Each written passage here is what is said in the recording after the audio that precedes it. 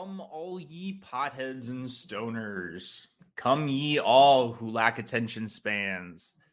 Come ye sludge fans or whatever else you like to pop your eardrums to. This is Dylan, your unlikely hero, back again, flipping through the pages of Diary of Doom. After a bit of a break, I have returned with a bit more gas in the tank, and I think it is safe to say that DoD is back in action. That said, I am starting off a new gig and adjusting back into the automaton lifestyle, so it is fairly likely that DoD may come out on a more sporadic basis. I'll still shoot for a weekly show, but there's a good possibility it could go back to a bi-weekly release. We shall see. The good news is I have a few episodes from the Patreon that I'll be dropping on you in which I dive deep into a band's discography with a friend and also make them listen to Skillet. If you don't know what Skillet is, well, you're very lucky, but also they're hilarious. So I am looking forward to putting those episodes out there for you to enjoy. It feels good to be back, and I'm looking forward to getting back into the swing of things. Without further ado, here is the return episode with Timo Ellis from Netherlands.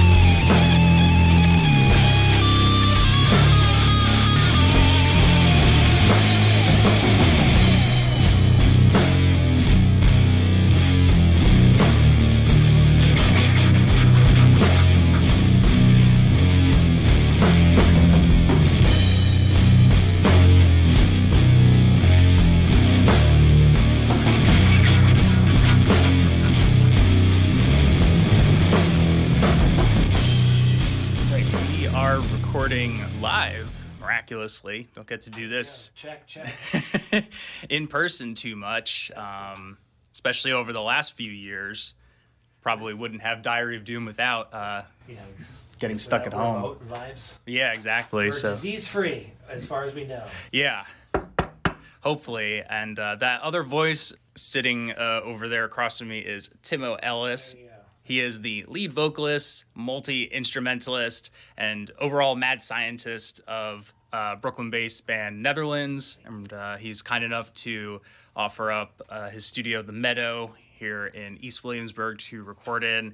And just a little bit of background about Netherlands per Mr. Bill Kelleher of Mastodon describes them as a band that continues to sonically challenge the unique atypical alchemy of the riff, a blast from left field of heavy bass and keys, robotic vox, conjure image and sounds of a Philip K. Dick existence. So I've been able to see Netherlands a couple of times now. The first time was opening for the Doom Side of the Moon side project. It's Kyle Schutt's Pink Floyd tribute band. And I kind of felt like most people's reaction to you in the moment was like, what the fuck? So not unusual. I guess my first question for you before we talk about yourself is like, what has it been like navigating the quote norms of metal and heavy music and presenting an audience with a band like Netherlands? Well, I feel like it's hard for me to really. It's hard from the inside. It's sort of hard to. I have an impression based on after this many years of like, sort of, how we kind of go over in different contexts, Mm-hmm. But usually like, for like the first few songs, there's like, oftentimes like, what the hell's going on or who are these people, But usually by 2 or 3 songs, depending on what the songs are, we're also extremely loud and extremely aggressive. Yes. And so, there's elements of thrash and kind of punk fury and sort of noise, and we're reasonably very intense, and so we're usually able to kind of indicate that we're fucking kind of gnarly and punishing enough to, like, whether or not we fully win people over depends on the night or the show or whatever, but it like I think we're able to sort of like kind of like I don't want to say, I said win people over, but at least like convince people that we're sort of to be taken seriously, or that we can actually, it's a credible thing that we're doing in the context of a metal or a punk or a doom show. And so I think I don't know, I mean, we're not really any of those things genre-wise either. And so, but it's enough with the tonality and then the general, just the overall sound, I think, for people to be like, yeah, after not that long. And so I don't know, I mean, that's just what I think. I hope that's true. Like, I mean, that's my assumption, and it's been long enough now that that seems to be the case. But yeah, it's like in as much as that it's not, obviously we're not really in a lane. It's not like, and now there's this obvious type of music that's about to happen, and there's some tonal variety even within for sure within the albums, but also within the show too. And so yeah, I don't know, I like to it's a maybe provocative, it's a little challenging, it's not, we're not fucking reinventing anything really music, we're just doing our own kind of hybrid version of all the things that I like or whatever. So to answer your question. Yeah, I think it does. I mean, if I'm remembering correctly, the lineup of when I saw you open for Doom Side of the Moon, Beyond Yourself, was different than the lineup I saw you when you were opening up for Yob at St. Vitus. So I mean, there's a lot of moving parts, and like you said, the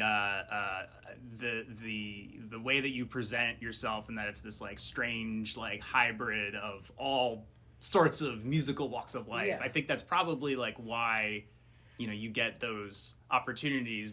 But like, kind of leading up to like all that, obviously, and now, what are your earliest experiences with music? Did you have a musical upbringing, or did you discover it on your own? Did you play music at a young age and your parents introduced it to you?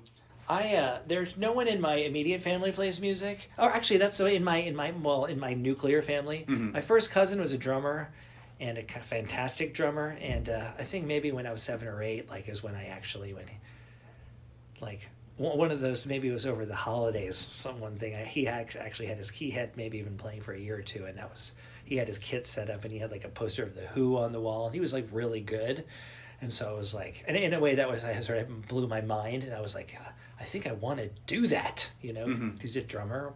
I started, and then it was basically like I kind of had my musical epiphany, like I think I want to try to be a musician when I was in the year or two after that. I started playing the drums when I was 11, and then the guitar when I was 13. More or less, I was basically like my entire like a epiphanal like a experience of wanting to be a musician was more or less based on the ecstatic joy that I experienced listening to the Cars. And then there's a few, maybe some of the Michael Jackson records and those early Earth, Wind and Fire records. And then I completely freaked out when I heard it was Rush and Van Halen. And so when I heard Van Halen, I heard Unchained on the radio in August of 1981, and then I was like, I want to play the guitar. And truthfully, I'd already been playing the drums for like a year and a half, or maybe a couple of years before, wait, that's the timeline's wrong. Anyway, but like it was drums first and then guitar shortly thereafter. And but so it was basically like I played as much as I could at the time. Like, this was also a long time ago, so it wasn't until I played throughout high school and then also through college. It wasn't until like the sort of tail end of my college experience that I was like, oh, I think I actually am going to try to primarily just try to be a professional musician.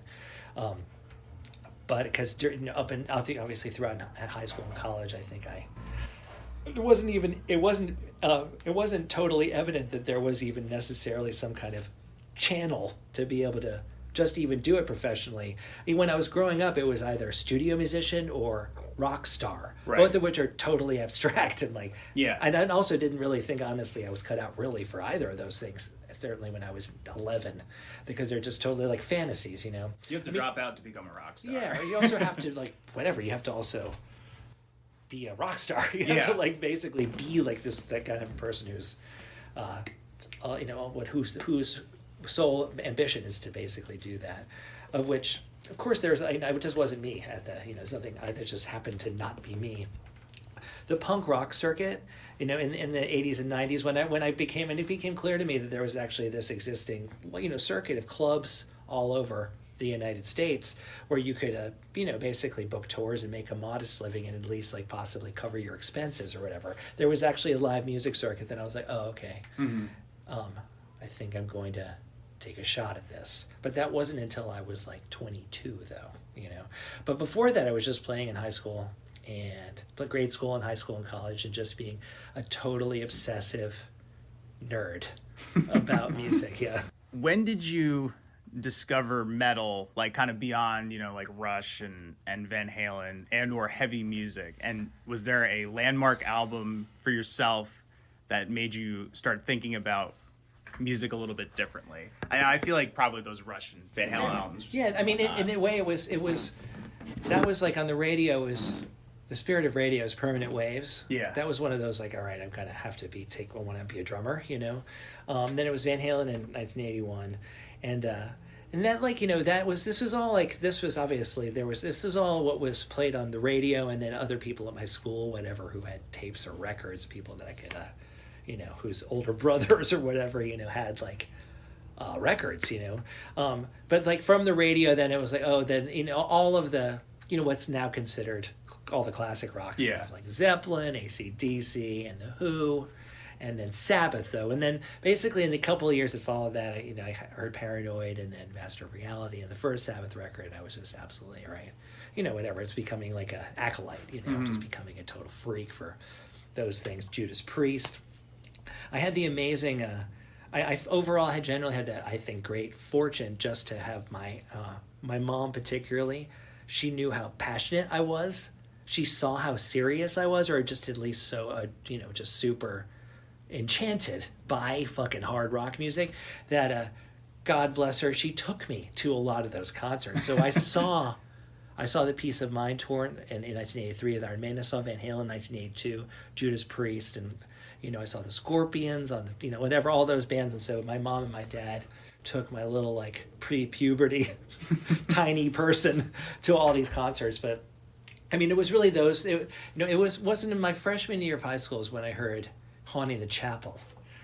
And I was kind of like, and there was like a little bit, there was like Motley Crue's second record, and then there was like a little bit of what was happening on the radio and also on MTV, which is like those bands. But then when I met some hardcore heshers at my high school who played Haunting the Chapel for me, and also Ride the Lightning.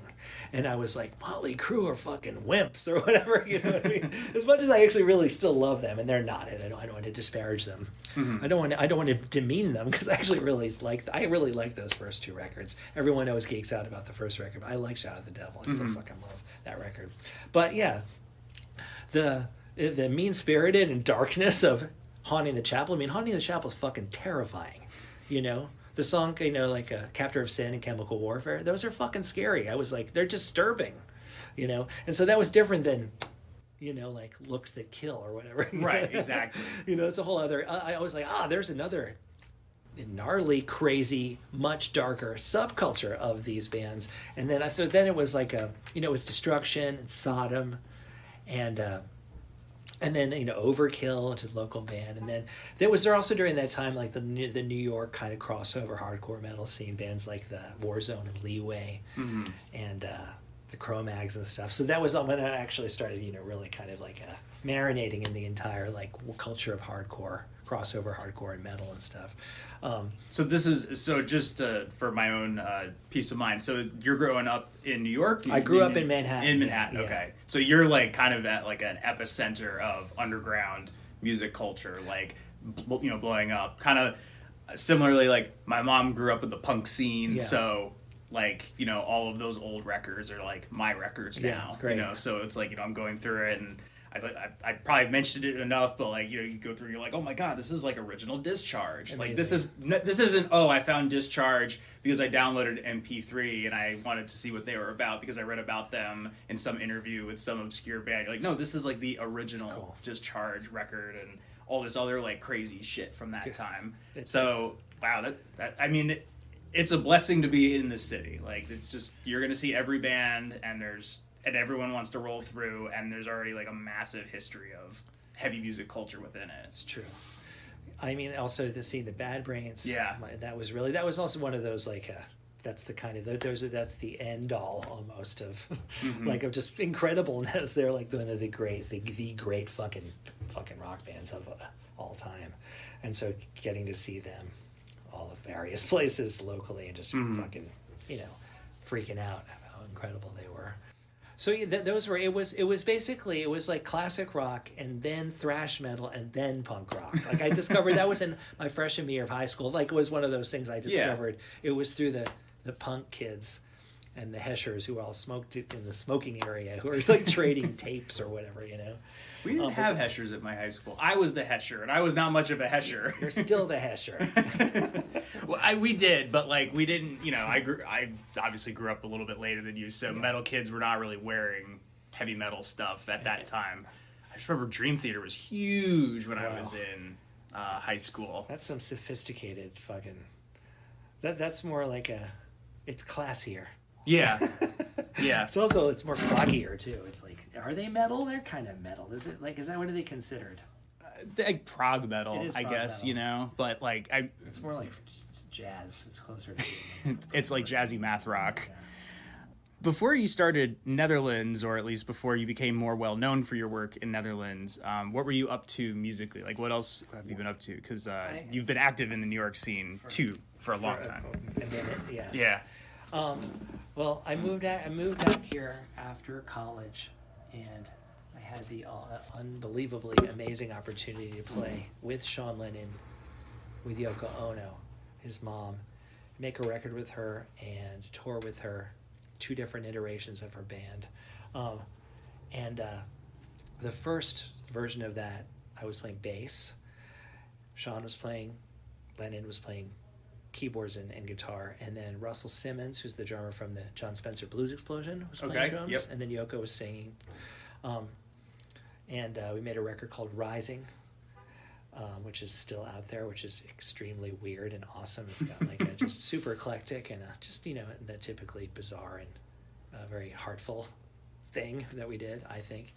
The Mach 2 of that band was I was playing drums, and then it was Andrew Weiss, who was the bass player in the Rollins band, who was also in Ween and produced Ween, and Sean was playing guitar and keyboards, and Yoko was singing, and that version of it was more aggressive. It was just because I think Russell Simmons is a fantastic and super rock solid fucking drummer, but I'm more of a hard rock drummer, Like I'm just more of a fucking crazy person, basically. And so that one had some fucking punk fury, that band. I mean, Yoko's, whatever, unbelievably great. So this is, for anybody that doesn't know, please investigate Yoko Ono's first solo record called The Plastic Ono Band. John Lennon has a counterpart record also called The Plastic Ono Band.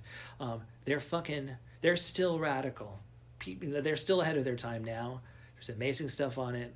Ringo Starr plays on it. John Lennon does some totally fucking insane noise guitar stuff, which is like really, really just nasty. It's really fucked up. I mean, it's really there's some proto-punk. All the actual people that would go on to be the proto-punk rock records always cite that first Yoko Ono record as being a seminal explosion, influential movement of music. So Yoko gets a lot of shit because people don't know anything about her, and the world's basically racist and misogynistic, and she's like an easy target for people's ignorance. But if you don't know anything about her, I think just shut the fuck up and investigate it, because she's really like not to be trifled with. She's the real deal. She's a consummate multimedia artist and an absolutely stunningly amazing improviser, and also just a genius. And so playing with her was one of the highlights of my whole life, because yeah, it's like she's a master. She's a fucking master. So I got to do that, which was amazing. Which that led into me playing drums with Sean Lennon in another band with these two Japanese women called Chibo Mato, who we met, who basically Yoko's record company did a remix record of the record that we made with Yoko, and they got us together with the two women from Chibo Mato, Miho Hattori and Yuka Honda, and we hit it off. And then Sean and I ended up becoming the rhythm section of that band, and they had a deal on Warner Brothers, and they just whatever, they became very successful. And so I was the drummer in that band for the entire first wave of their world of success. And so that was that whole experience was an unbelievably awesome like a wave of playing music professionally when I was from the age of 24 to 31. And then when Chibo Mato wound down, like in relationships and normal things that happen, it was during that time that I started trying to develop some body of work and starting to score commercials, and just do jingles and just to do licensed music for short films and TV, and just also producing other artists, and which is still what I basically do, which is my multi-pronged production company thing. That's what I do professionally, and I've been doing it since then with varying amounts of fluidity and success. I was in a band called Morningwood for a minute, who also did very well, but like I got a big record deal, and they I parted ways with them before they got their record deal, but I did that for a few years, and then Netherlands has been around for a while. I started Netherlands not too long after that. I mean, truthfully, it was basically, I was Yoko, Chibo Mato, also played in Sean Lennon's band too. I forgot about that. I actually did that after the Yoko Ono band experience. There was a record and it tours with Sean Lennon, and then it's been so long. No, it's the other way around. It went Yoko, Chibo Mato, Sean, and then Morningwood, and then after that, I had a kind of a super noise quartet called Bird of Doom, it's kind of like the genetic forebear of Netherlands. Right. There's a couple of songs we still play from that band, but then doing my production, having my production company, and then that basically, whenever those people moved out in New York, that morphed into Netherlands. And so what I would say is that I got sober. I finally got sober after being pretty much a partying maniac for many, many years. So it was after I'd been sober for a few years, that's when I actually that's how I identify when Netherlands actually became when I sort of had my mind together enough to organize it in such a way where I could make merch and actually operate much more on a more coherent professional level in that context, because administrating a band and all that stuff is a lot more work than just running your own production company at home with my own studio. Anyway, so yeah, I would say that was 12 years ago. So when with the other band with Sean, what was that? Chibo Mato. Mato. The Sean's Lennon band was just his own solo band. Chibo Mato was me and Sean and these two women, and that was some kind of conceptual avant-garde kind of dance music and sort of conceptual hip hop with samples and loops, but also with vocal, whatever. Really fantastic. They're fucking incredible musicians. I was gonna say, I was wondering because I saw Sean Lennon opening for Primus one year. I was wondering if that was was a Ghost of a Saber-Tooth Tiger. I played a couple of shows. Okay. With that, I did some recording, but I played some shows as the drummer. Okay. Of the Ghost. I'm still friends with Sean. Whenever he's around, But yeah, Sean's in a band with Les Claypool now. Yeah. Was it the Lennon Claypool? Delirium. Yeah, Delirium. Yeah. So how did Netherlands come together? Well, I basically after playing Morningwood, which is kind of like glam rock band, it's like nasty guitar garage pop rock band from the early 2000s. I was still just into playing. It wasn't really dark enough. I wanted to do something that was kind of gnarlier, and then I just started developing. It was my friend Sam Koppelman, who I'd played with with Yoko. He's an old friend of Sean's too. He was the original drummer of that band, and I just started writing some weirdo, fucking gnarly, progressive hard rock music that I wanted to play, and I just started doing it, and I have a pretty pretty ambitious regular practice, of writing music, so I kind of wrote a lot of songs to begin with, which ended up culminating in, there was a few EPs that I released, but then I ended up, this is pre the internet. I mean, it's not pre the internet, it's pre the streaming services, that's what I mean. Right. And so I ended up recalling those EPs and then re-recording them into a full LP which is what became the album Phantasmatic, which is our first full LP. But yeah, I started writing music and developing a set and playing these songs. Just started playing fucking locally. So Netherlands has a pretty unique sound to it, as we've alluded to, and I'd have to imagine that comes from you and your fellow bandmates coming from all sorts of walks of musical life. Personally, I would describe it as heavy Devo with a steady dose of Kraftwerk thrown in, but maybe I'm wrong or too on the nose with that one. Your website bio describes you as avant-garde sludge. Would you say that your backbone is rooted in the more riff-fueled tunes of sludge and doom?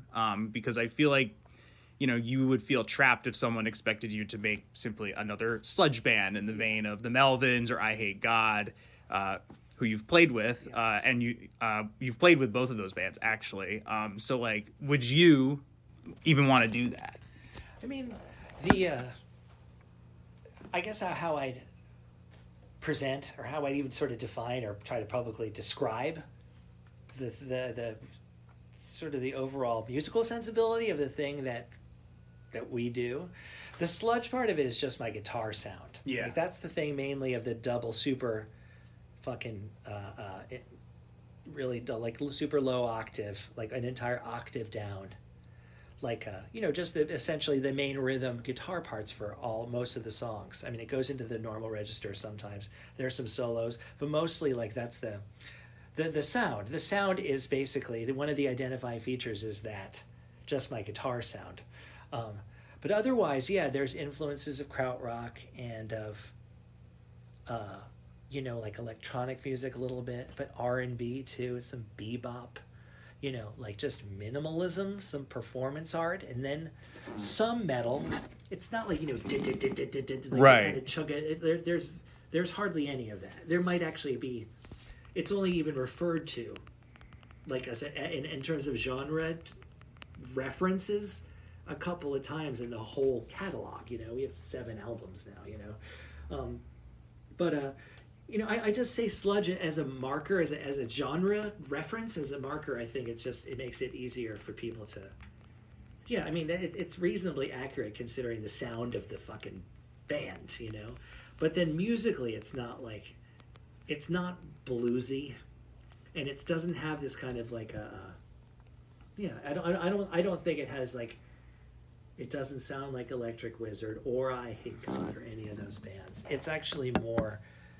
There's more punk, and then there's more post-punk kind of vibes, and then some the minimalist, the trance vibes, and then also a pretty I think adventurous range of vocalisms, because there's some guttural stuff, but then there's also sort of some soaring falsetto vibes of the thing. Yeah, too. very animated. Yeah, I mean, I don't know. It's just I end up, my whole vocal presence is all over the place. It's it's not oh, I mean, the sound, I'd like to think the sound of my voice will signal, oh yeah, it's that band. There they are, At the same time, they definitely, all the records definitely do not sound the same. Even within the records, they don't sound the same.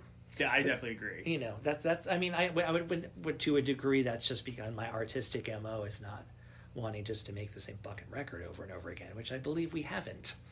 I would say so. I mean, I went back and listened to the discography, and just going from, the point A to point B, where we are now, there's that connecting thread of it where it's your signature sound. Yeah. But you can see the progression. You can see how it goes from like, oh, okay, this is like maybe a little more dialed in, a little more stripped, and then it gets more complex. Yeah. You're adding in more synthesizers. You're doing more with reverb. You're bringing in different people to do different things. Sure, there's definitely like there's a couple of covers. There's like the zombie techno has like a synth doom like power ballad on it, which to me is like I think that's the best fucking song I've ever written, is that one. But it's also, I mean, I'm not saying it works. It's also got a really fucking heavy bridge or whatever. It's not like an actual power ballad, Right. It's much darker emotionally and also sonically. But even that, for me, I'm like there's also a Blind Faith cover on Black Gaia, which is, that's some interior kind of mellow. That's like, it's not even, I mean, it's bordering on not even being rock music, I mean, it's like a ballad, Right. It's like a sad ballad. And so, I mean, I like that. I continue to try to, the whole thing about, in a funny way, and it's not funny, it's just true, like, Netherlands, like the genre overall, still has formal rules. Like, I can't actually be too crazy. Right. As maybe I might want to. And then I actually am on many of my other solo albums where we haven't talked about that at all. Unless you knew or I told you, there's 22 of my other albums on Bandcamp right now. I do remember reading that you've released like an astronomical amount of solo they're work. all like, and the thing is that like, and not that it's when I say that, or when people hear that, I think oftentimes they just either think that it's bullshit or not that it's bullshit, but they sort of, sorry, it's relatively unusual. Well, like, how can you put out 22 albums? Or like, Prince put out 22 albums. So it's like, because there's a lot of people that have put out 20, 25 albums. It's exactly. I mean, that's. I was just saying that that's basically what's happening in parallel to the Netherlands, is me like making all these really much more genre fluid, and also really much like not rock albums at all. I mean, I have 3 baritone ukulele records. There's a bunch of dance music. There's a bunch of field recordings and found sounds, and then some super eclectic dance music, and then rock music, and then some other hard rock music. And so with Netherlands, it's sort of like, well, okay, how can I kind of keep developing the whole thing in a way that doesn't like where I don't lose people or whatever. Right. And I don't think I'd hope I haven't. I don't think I have. I believe that it's not as if like, oh, like that doesn't even sound anything like the other album or other albums. But I have wanted to try to, incorporating more synths and more strings, and then actually ballads, and then, mellow shit, and also, choral vocals, where it's not all like, it's a hard metal, it's a punk band or something, where it's it's more musically diverse, So, I guess that's, it's just it's interesting, like when I'm able to kind of work out and just kind of have all these other channels from artistic fucking imagination with my solo work, and then Netherlands that kind of is like the art challenge of like being like, okay, well, because I want to try not to make the same fucking Netherlands album again. At the same time, like I'm also, like it's riff based fucking mid-tempo, mostly technical progressive sludge rock music. And so in that respect, like whatever, the challenge is to actually keep it fucking interesting and to try to sort of innovate to whatever degree is actually possible within this tradition that I'm in, Yeah, and to me it sounds like Netherlands is like almost like the middle ground between like I want to do something like weird, but I can't go full hog wild because that's what I'm going to do for my solo material. And plus you're working with other people, and I was wondering if you could talk about some of the people that have been in the band and who you've played with over the years. Like off the top of my head, I know Dave Richmond, who at one point played in the band, and because he plays in every band apparently. Yeah, no, he's a killer. I had a brief but I think awesome spell with him wave with him during the entire pandemic. Yeah, Dave's fucking amazing, you know. Like, I think he went on, I think he bowed out for whatever reason that he wanted to do other things, you know, but thankfully it was amicable, whatever. Yeah. But yeah, Dave's amazing. Dave's a fucking killer, you know. Let's see who else. I mean, there's Sam White played in the beginning. There's a guy named Dave Burnett who plays on Phantasmatic, and he played on Silicon Vapor and Audubon, and I think he played it with Modest Yahoo. You know? But he's I saw also him once. Yeah, he's also he's just an absolute monster. He can play anything. He's like one of these just terrifying, like skillful, soulful, really accomplished guys who's just got a pocket for years, you know, like whose groove is so deep. And he's just a hilarious and a consummate professional. The whole thing about this is like pending some like big break happening, you know, we're just grinding along in the fucking local music business. Like people, like the normal like evolutionary machinations of people, like, oh, okay, this version of the band has run its course, you know. Obviously, if I were to, when we have some kind of like huge game-changing, career-making break, then chances are I'll probably end up playing with the same people for a longer period of time. But like Ashley Wallace, who was the first synth bass player in the band. Hannah Moorhead, who's now in the Giraffes. She played electric bass. Yeah, they're fucking fantastic, my friends, and killers too. You know, Ava Farber, who was in the band for a long time, is doing her own thing now. Zach Eichenhorn, who's also just a really fucking ferocious, rock solid fucking drummer. And then, you know, more or less, and then there's been other little bits there's other players that were just filled in here and there. And then bringing us to now the current era, which is with David Keith, who's just who's another, terrifying badass. He's just a really...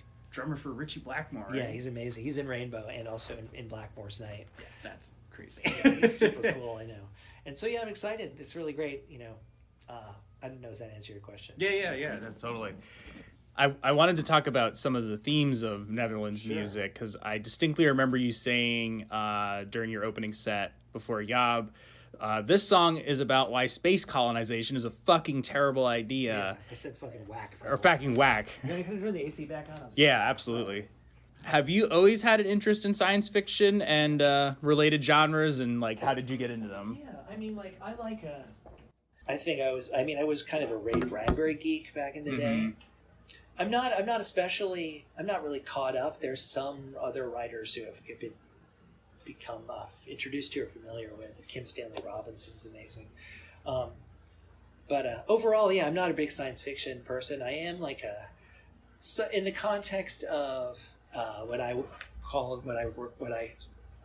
regard as and understand as the already well underway like environmental mega catastrophe. Yeah. That space colonization it's obscene.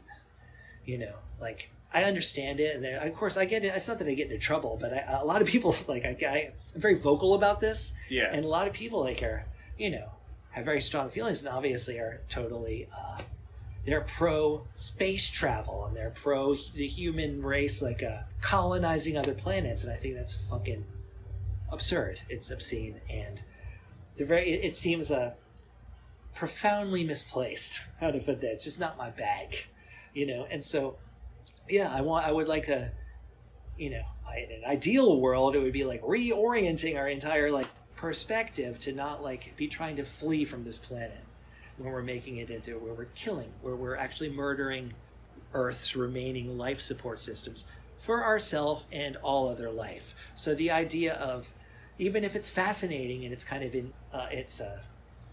it's enchanting to think about that on a basic human level, I also think that it's morally incoherent. Yeah. Well, I think it's important to note that you're not against space exploration. Yeah. You're against the colonization of it, which, I think a lot of people probably have a romantic idea of it. Oh, it looks great in a movie. You can live on a spaceship. It's going to be great for everybody, blah, blah, blah, blah, blah.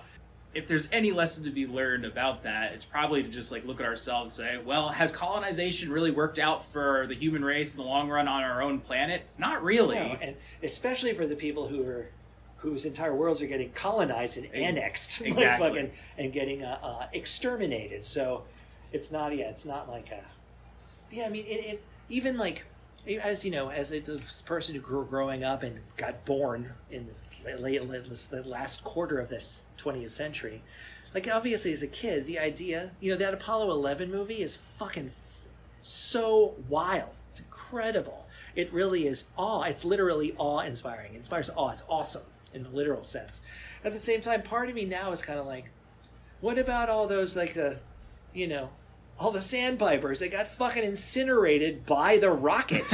I mean, like, Yeah. that, of course, obviously, people will just think you're a crank, even for, even, like, thinking that, like, the lives of these, lowly or non-human creatures have any value at all. And I'm just saying my overall perspective in the last several years, probably in a decade plus, but especially in the last 5 years, has become much more oriented towards a little more of a radical animal rights perspective. And so at the same time, like, I don't know, I'm obviously not going to condemn or reject the entire phenomena of space travel out of hand. At the same time, considering that we're fucking murdering the oceans, like, it's just like, let's get our fucking priorities straight. Right. Which we're not going to do, and we're already not doing. And people will be like, fuck you, we're going to space, I want to blow some shit up. Yeah, well, I don't trust Elon Musk to do anything proper with, like, space colonization, because that's all viewed from, like, a pretty strict capitalism point of view as far as I'm concerned. They're going to be, like, selling moon rocks and saying they're X amount of dollars at some point or something like that, which is like, you're just pilfering resources for your own benefit, not for, like, the good of society. And I don't think they'll be bringing that many people with them. No, and even, like, the idea of colonizing the galaxy, it's fucking grotesque. Fuck you. Like, no, how dare you? Even, like, who the fuck do you think you are? I mean, honestly, like, never to credit to a degree of his ingenuity, and also, I mean, the fact that he made rockets that can land again is pretty remarkable. Yeah. At the same time, like, whatever, that doesn't mean I have to advocate for everything else that he believes in and he's doing, which is vulgar and idiotic, in my opinion, to a large degree. At the same time, like, in a more sort of first principle, simple philosophical way, I think what I'm talking about, and that what I've been learning about over the last few years and trying to educate myself, is about the basic reality of the phenomena of human supremacy. Like, it's like a myth. Like, we are not the apex of creation. We are not entitled to do everything we're doing, and that we think we are is why we are fouling our nest to our own existential peril. And so in that regard, again, it's like the actual analysis of it is much more complicated than that. But just on a basic philosophical and, like, a moral level, it's like, how does something land with me? It's like, is that necessary? Is that some just kind of human, crazy, toxic, insane, catastrophically, like, environmentally toxic jerk off that just a certain group of people are like, this is going to be awesome, or whatever? I'm like, meanwhile, hundreds of millions of people that don't have toilets are starving to death or dying of fucking dysentery, while there's a tiny cabal of people that are going like, we're going to go to space. It's fucked up. So that's a long-winded way of answering a question about why I think space colonization is whack. I mean, I think that's a cool angle, and that's a cool topic, and it's something interesting, and it's another thing that makes your band unique, because you're not talking about the same old things that you kind of that you can run into when people are in heavy music.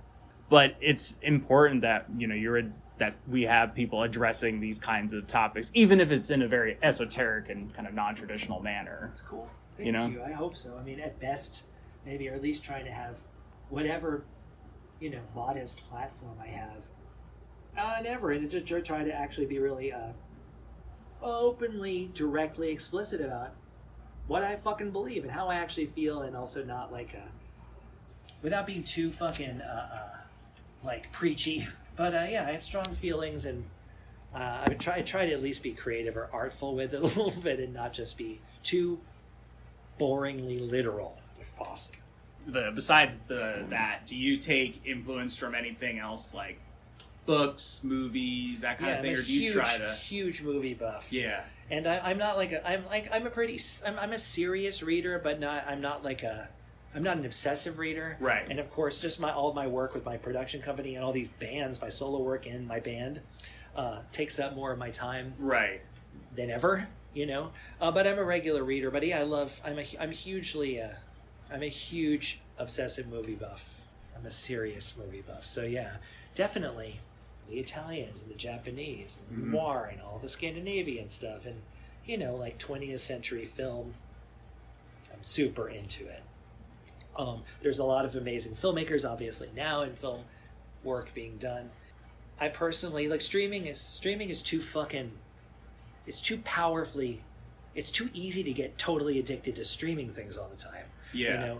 And so there's amazing, whatever. I don't even wait. There's so many amazing fucking television shows and serial dramas and comedies and stuff on right now. But part of me is craving like I've been wanting to kind of re-immerse myself in a lot of the artists and the filmmakers that I like the Italians and the French New Wave, blah blah blah, those things, just to kind of remind myself that that life happened at a different speed. Yeah.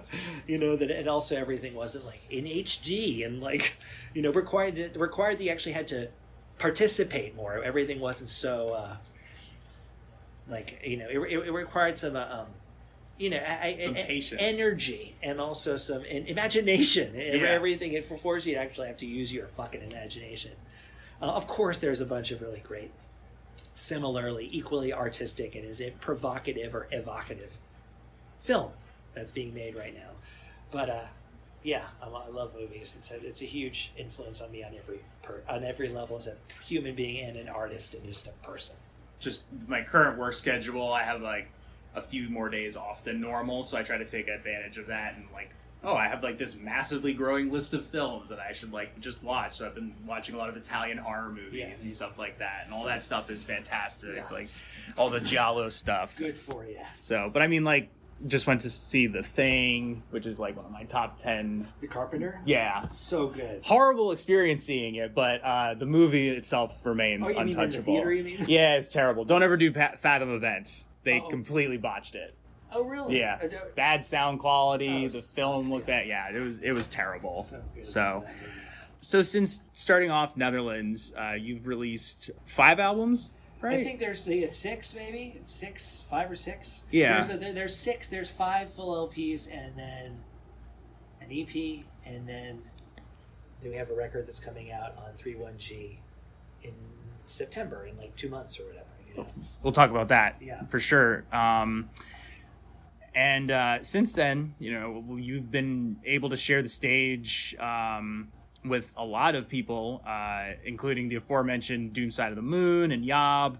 But in addition to that, Napalm Death, Melt Banana, Mutoid Man, Black Flag, whatever version it was at the time, I Hate God, Flipper, Witch Mountain, White Hills, Moontooth. These are all bands that are very, obviously popular in the Doom and adjacent scene. And, you don't really specifically play Doom, and yet these are all great opportunities for you, and I feel overall it's been very well received, and it was really cool to go to the Yob shows and see a different band each night. Right. And no one of those openers sounded like the other opener or Yob even. Or Yob, yeah. Which is I don't want to see a Yob clone. Yeah. You know what I mean?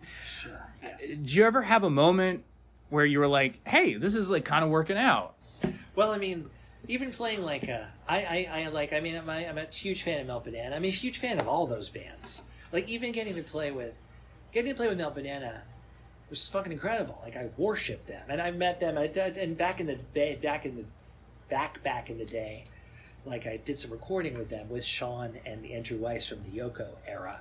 But yeah, I've been a huge fan of them from the very beginning, as soon as I heard them, and so getting to play with them. Well, yeah, it was we played with them a couple times actually. Yeah, it was it sounds corny. It was a dream coming true again. Yeah. It was just fucking amazing. What a wonderful fucking opportunity it was. It was fantastic, because I'm so blown the fuck away by them. I'm similarly I'm a huge long-term fan of Flipper too, was amazing, you know. And also we get to like go over with the fans of all these bands, and also go over them too. You know, the ideally thing would be to like, you know, blow them away, or at least fucking, you know, play a good show for them, with them, or whatever. But in terms of stuff working out, like each of those times, you know, whenever we play with bands like that are actually like the influential, admired, established bands that we get to play with, it's a whatever in and of itself. That's a fucking amazing experience. It like validates the whole fucking thing, basically. But yeah, is that what you mean? Yeah, I mean, it's just it's got to be cool for you as just a longtime music fan.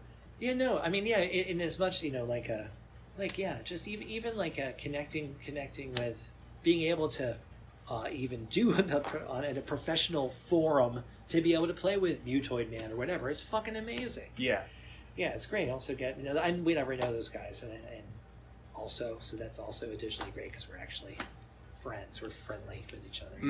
So yeah, it's great. It's good. Molto bene. You know? Well, besides Netherlands, what else are you involved with right now? Because I also saw you performing with Miho Hattori before Kikagaku Moyu some months ago. Yes. Which was a killer show. It's great.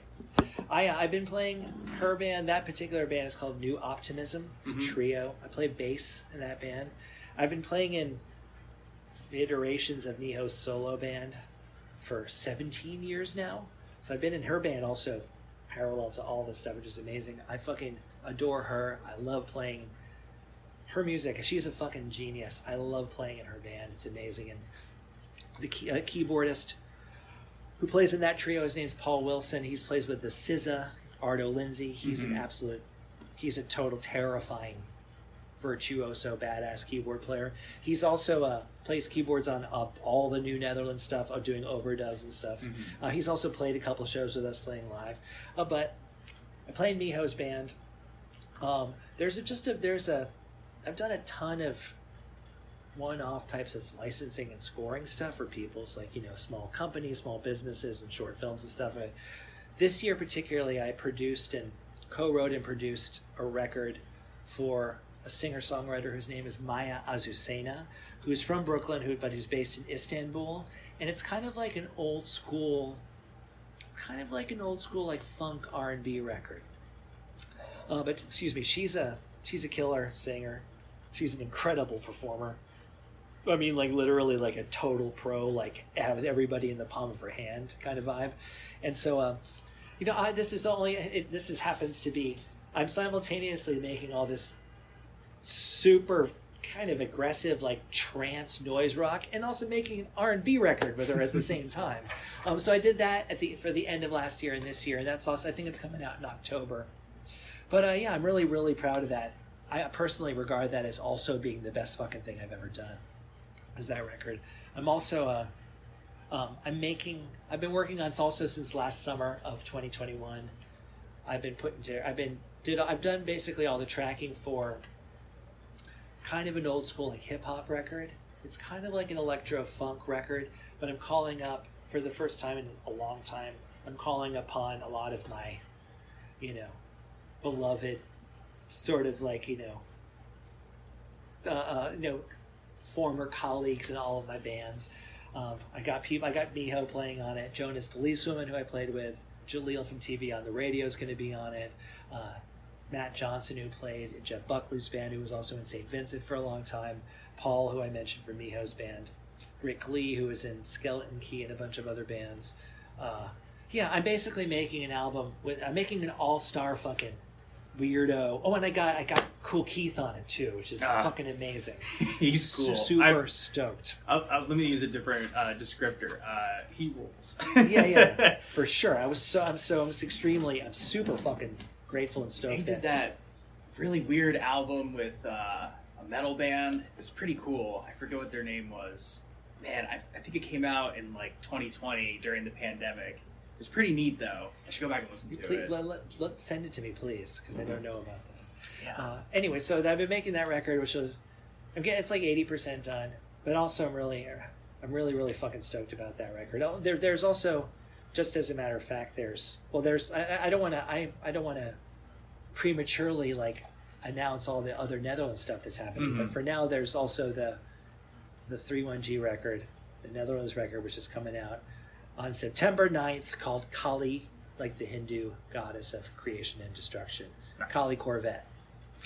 And so there's some videos associated with that. The first single, which is called So Sick, came out on last Friday. It's very good. Thank you. It's really another weirdo. Yeah. It's another sort of very quirky type of like Indian, like a Bhangra sludge punk. I don't fucking know what it is. But I'm whatever for what it's worth. I'm proud of that one because I've never made anything that sounds like that. I don't think I've heard anything that sounds like that. I've never made or heard anything that sounds like that. So I'd like to think that's some kind of modest accomplishment or whatever. But yeah, I don't know. That's what I've been doing aside from. I actually started talking about the band, and you asked me about non-band things. Sorry, I changed the subject. No, that's okay. But we got to talk about that anyway. But like, are you working on anything else besides the new Netherlands, the new super album that's coming out? Like, there's a few artists that I don't. It's not confirmed yet. But there's a couple of artists who have solicited me to maybe produce records for them. There's this Netherlands album. There's another one that's coming out next year, which I'll talk about later because there hasn't been any PR done. And we got another modest but cool fucking record deal for this other Netherlands album that I made during the pandemic year that was recorded by Kurt Ballou. Oh, nice. And so, which sounds fucking, and the music I think is decent, whatever. The music's good.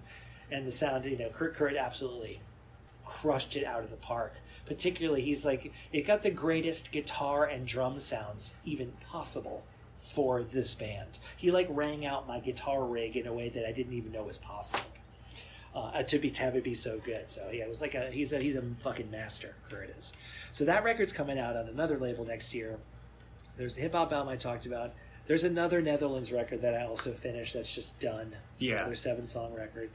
And then there's also 3 other completely finished solo records that I have too much music do you know what to do with? I don't know. Yeah, my production line's kind of backed up in a way that's like not really cool. Like it's not, and psychologically it's not right to have this much music done. And like the conventional marketing release protocol is to, have like do promo advance PR for 2 or 3 months, release it, maybe do a tour, and then like follow it up for 6 months, 8, 10, 12 months, 18 months, and then maybe start the whole cycle over again, as opposed to making 3 albums in a fucking year, because no one, not only your label, but none of the people in the press outlets or any of that stuff are really conventionally organized to handle more than even one record every year and a half, which is just the way it is. But I guess that's the good news because I have shitloads of content. One of my least favorite words. I'm sorry for even saying that. I'm sure that's something else you feel you have an opinion about with like social media and how that's just like I think I was reading an interview where you kind of called it like just like dealing with the eternal distraction. Yeah. And I mean like it's weird now how like music in a weird way has like pivoted, another word I don't like, towards like being kind of part of that eternal distraction, whether it's like for instance, like I'll probably talk about this again, Instagram, which I feel was once kind of a boon to bands because it was a way to share pictures and show you were on tour and oh man, we had like a sold out house and this, with them moving towards small videos, reels, whatever it's called, it's like this platform that I felt like was once beneficial to bands and kind of like the entities that float around them to get their get their podcast out, sort of like kind of going down, but they're still expecting you to be like glued to that thing or change with it, and that's kind of something I personally don't really feel like doing. And like I had a model, it worked, but now they're like we gotta do it. And this isn't to sound like an old man, but you got to do whatever's going to keep the younger generation kind of occupied, if it's going to keep them occupied. And if in fact your demographic is the younger generation, exactly, which it may or may not be. It's probably for us. It's probably not for them. I mean, it kind of skews a little. It's definitely not. It's not a Z. Right. You know, it's like, oh, it's millennials though. Mm-hmm. You know, maybe old millennials. There's some young people. If you look at the actual analytics on Spotify or whatever, you know, but it's definitely not the majority. Right. I don't know. I mean, really, like a proper, comprehensive breakdown, like an analysis. You know, my own like personal philosophical like perspective about all this stuff is really complicated. In general, like, well, there's a couple of things that just whatever that I would respond to things that you just said. Like, listening to music is less and less. It's not a foreground activity. It's not its own activity. It's an adjunct. It's secondary to. It's just atmosphere. Mm-hmm. You know, and so like of course that's obviously not true totally. But overall, it's obviously been gradually evolving in that direction because of the way that all these platforms work and the way that the contemporary psychology of marketing strategy of like and how that works in conjunction with branding, all that stuff. And so, you know, so in terms of the shorter and shorter forms of the collections of music, do people listen to albums? Yes. Do as many people listen to albums? No.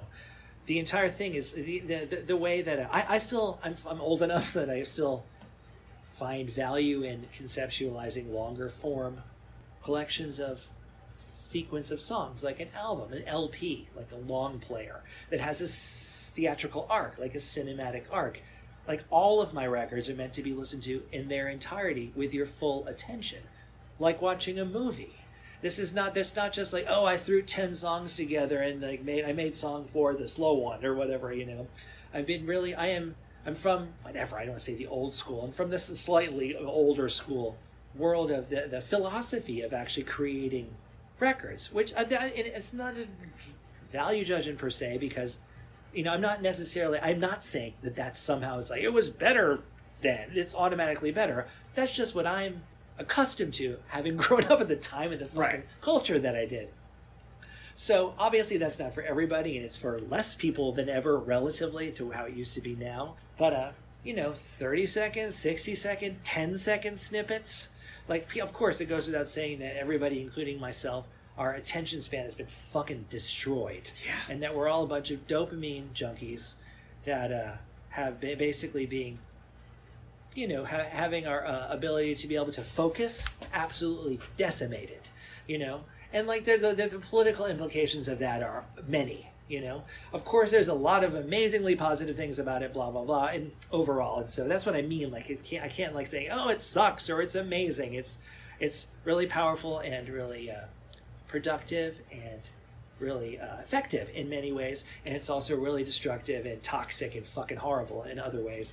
For me personally, because of my sensibility, I have a kind of a compulsive, obsessive personality.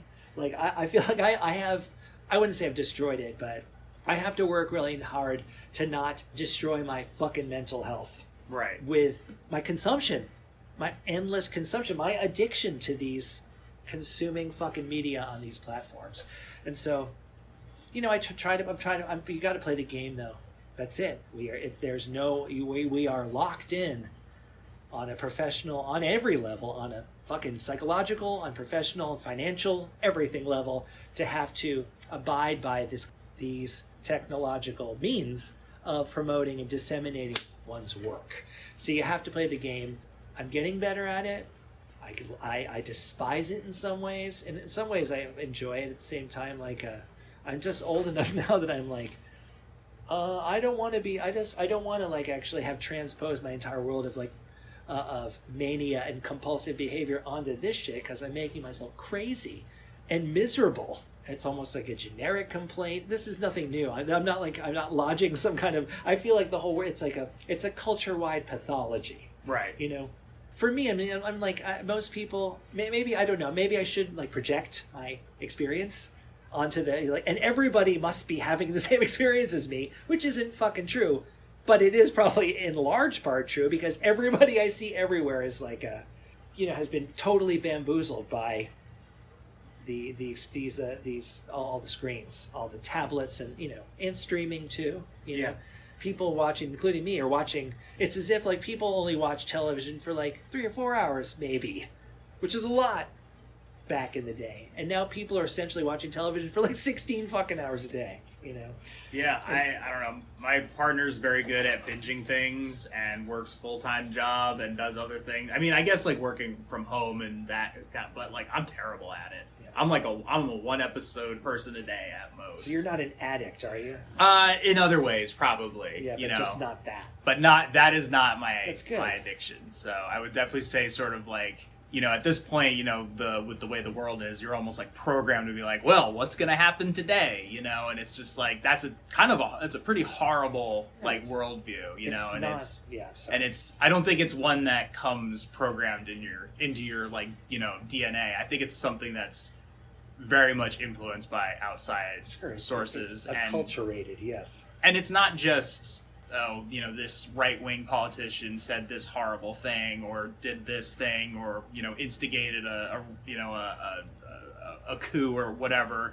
You know, it's all of it. I mean, it's the fact that, you know, you do put yourself out there, and yes, you are now open to everybody else, but a lot of people don't seem to understand that it's like we're all kind of here on the same planet, and this isn't to make excuses for like, you know, terrible people, but sometimes people just have slightly different opinions about, you know, the Barbie movie, I guess. Yeah. Which is not out and I haven't seen and I probably won't see, but I know people are very much into it. That's just like the first thing that popped into my mind. No, and it's like that very much, if you're not behind this, then you're canceled, I guess. Like, you know what I mean? That's a bad example. No, but... I know for sure. It's as good as any. Whatever, yeah. I get you. Like, it hasn't been that many years. Like, Facebook's only 2005. I know. So then whatever, Instagram was a couple of years after. I was a late adopter to all of it. I even got an iPhone probably a couple of years later than everyone else did. I used to partially get mocked by some people I knew for still having a BlackBerry. And everybody else has already had their iPhone. Those are gone now. Oh, I know.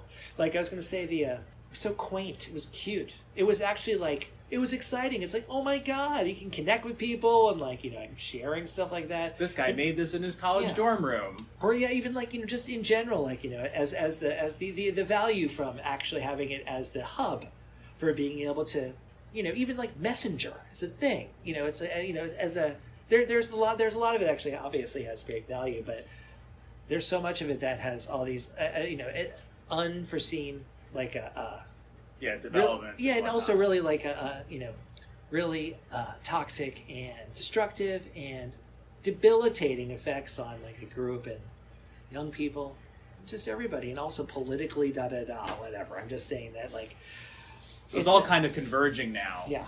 Into this point, as you know, we've kind of reached like this weird plateau of the digital era, and you know, you're seeing everything from the dark cesspools of the internet getting involved in the White House to like a platform, you know, like Bandcamp, which everybody was very much for and about, getting purchased out by another company. And it's like, you know, I don't know how that's gonna, you know, I know, hopefully stick with people. They won't, like, start putting ads on your page or whatever. Exactly. Charging you even twice as much for the thing, or taking 98% more of the just profit. Becoming like a typical old school streamer, typical old school label, all that nonsense. But that's what we can thank late stage capitalism for.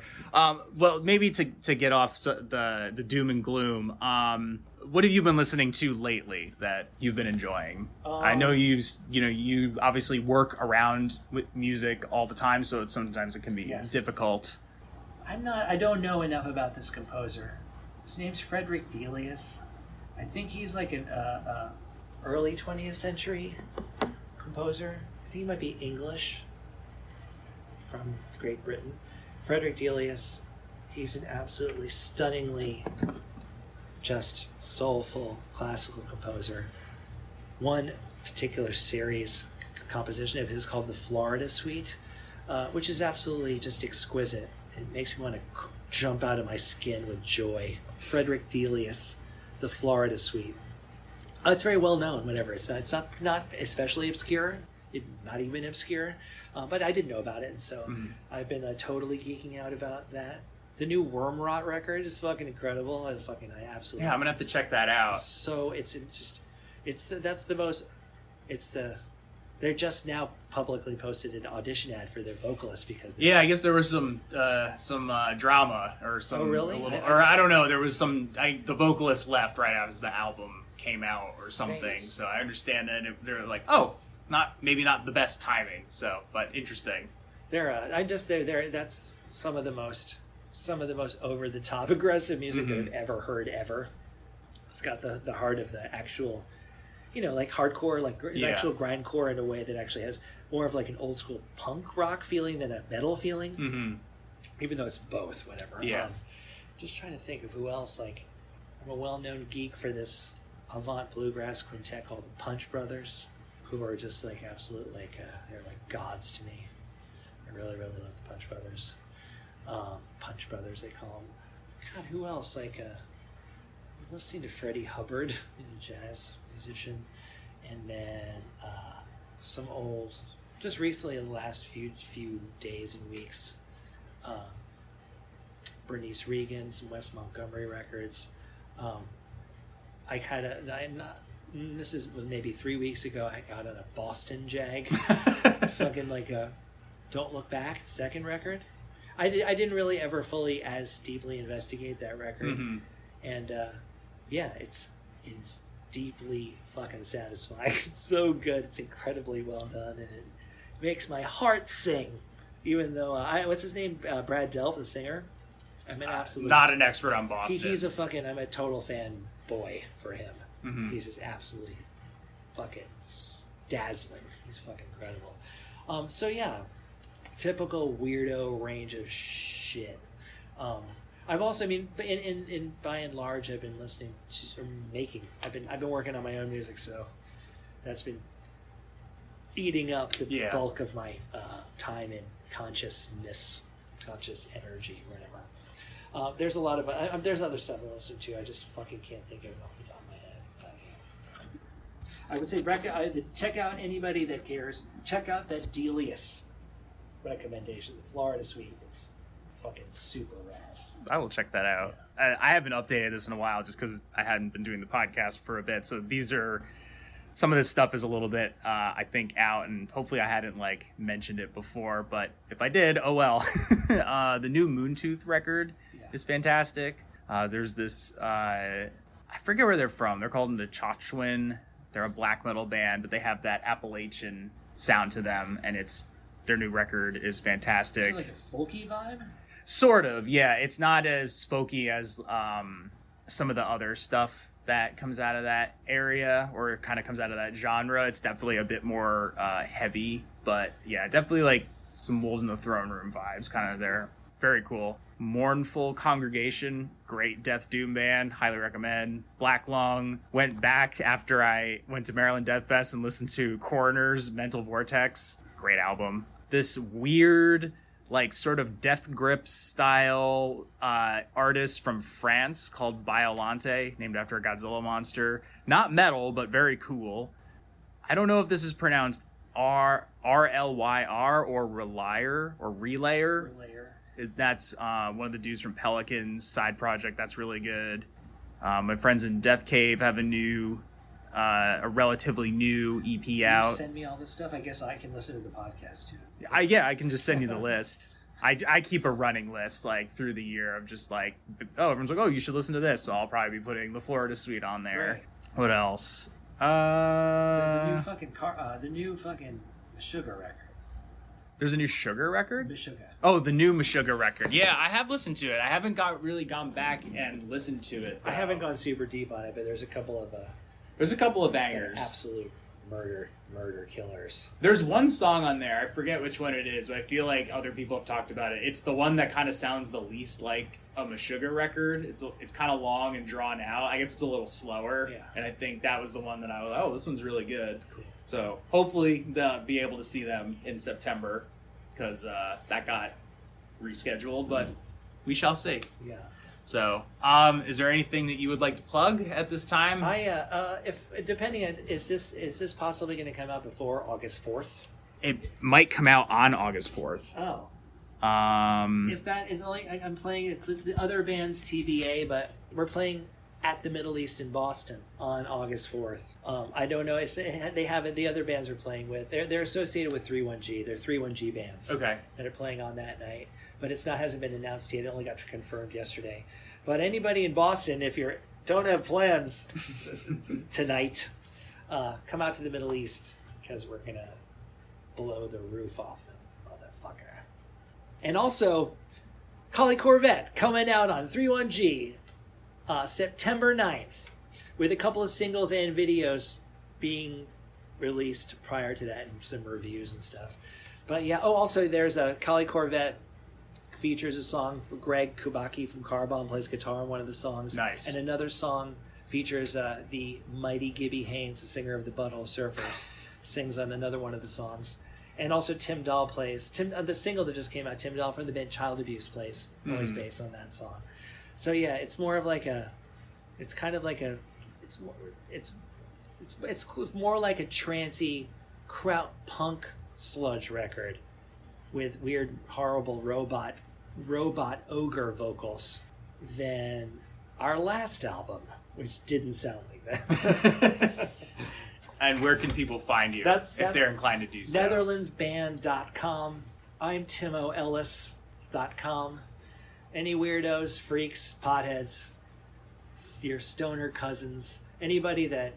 Yeah, the Netherlands have... All the records, I think, are fucking pretty fierce. You know, none of them suck. There's no duds. They all sound really good. They were produced nicely.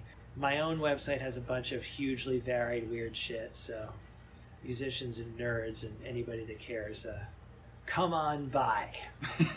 Yeah. Awesome. Yeah. So don't go to the actual Netherlands country No. website. You will know that you are not in the right place. Exactly. You won't see. Yeah. You might hear some music, but That's probably not our music. It took a long time for us to, in the search results, for us to come up with Netherlands band. This is honestly, this is one of those things of like, don't name your band after a country, maybe at all. Don't name your band when you're high.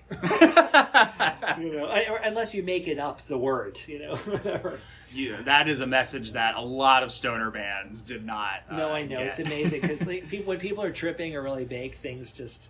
Well, everything sounds better than it actually is. Yeah.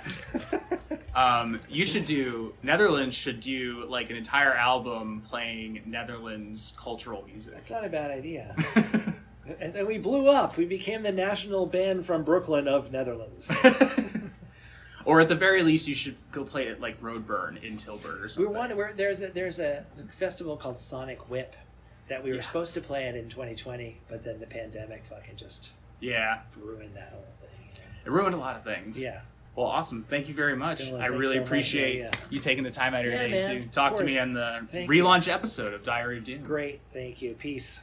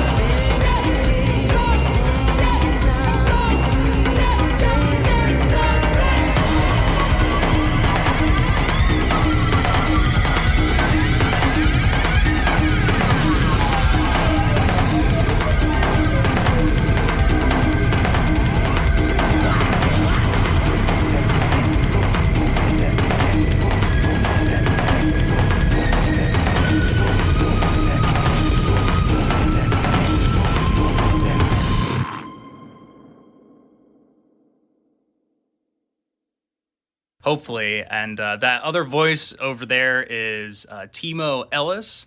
I know not. Uh-oh. It's Timo. It's Timo. Yeah, no, Okay. you did. It's not. This is my whole life's correcting me. It's Timo. You did it right if it was with one M. Yeah. Phonetically, it's actually you're pronouncing it correctly. But my parents named me Timo, even though it's spelled with one M. Anyway, sorry for. That's my. I just. Well, we got to follow what your parents said. Yeah, exactly. They made it up. I didn't make it up. They made the rules. You did it.